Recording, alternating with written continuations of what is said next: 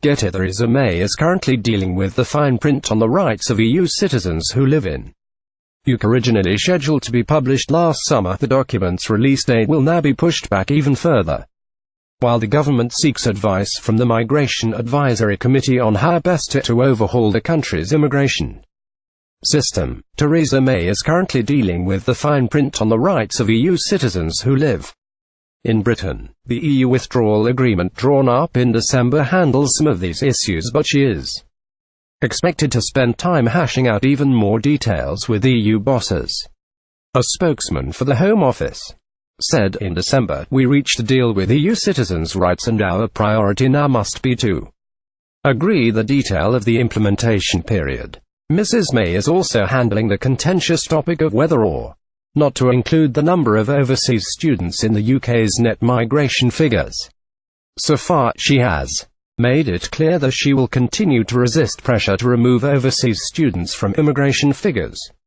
Critics argue that the inclusion of students, most of whom return home after the studies, has made it impossible for the government to meet its self-imposed target of reducing net migration below 100,000 a year. Mrs. May herself left no doubt during this week's trade mission to China that she sees education as a key part of her global Britain strategy to boost commercial links around the world after Brexit.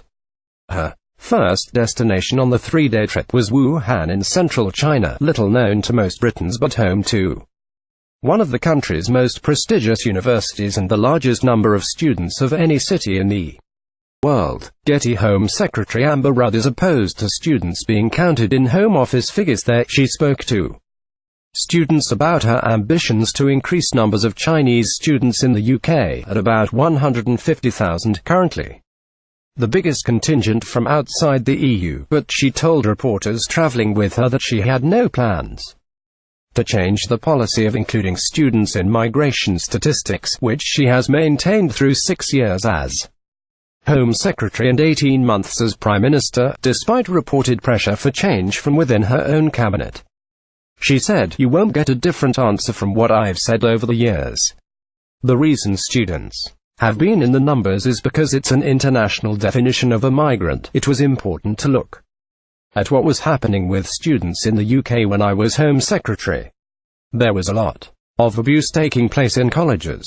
Theresa May is handling the issue of overseas students in the UK's net migration figures. Something like 900 colleges can no longer bring in overseas students because all too often they were being brought in to work rather than for education. Once you see the abuse out of the system, students coming in for the period of their education and then leaving actually wash through the numbers. They don't have a long-term impact on the numbers. Despite her firm stance, the Prime Minister is bracing for a defeat in the House of Commons on her plans not to overhaul migration figures. Mrs. May is likely to announce a host of immigration reforms to overhaul the entire system post-Brexit. The Home Office said it was considering a range of options to change the immigration system in the future.